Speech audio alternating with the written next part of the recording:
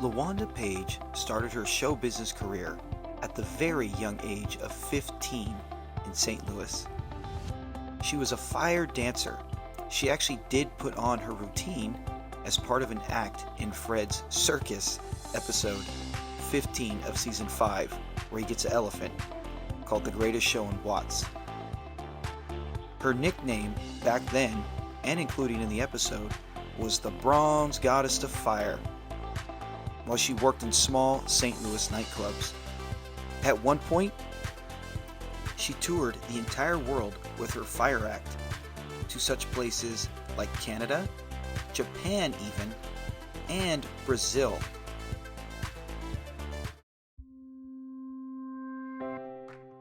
At some point, she moved out to LA and teamed up with the great Leroy and Skillet.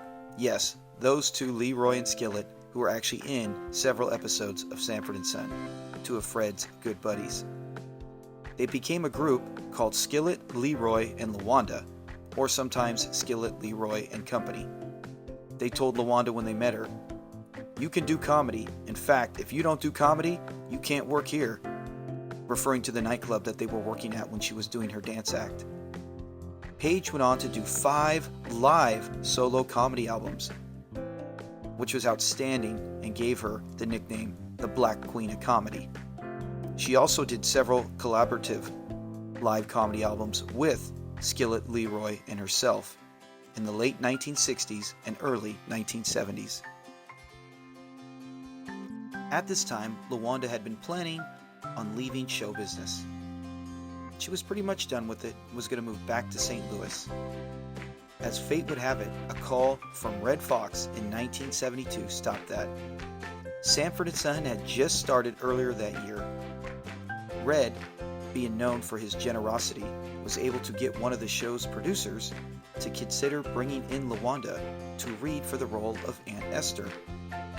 LaWanda at the time thought Redd was playing a big joke on her and hung up on him 2 times actually, but once she was convinced that Redd was being serious, she came on and auditioned.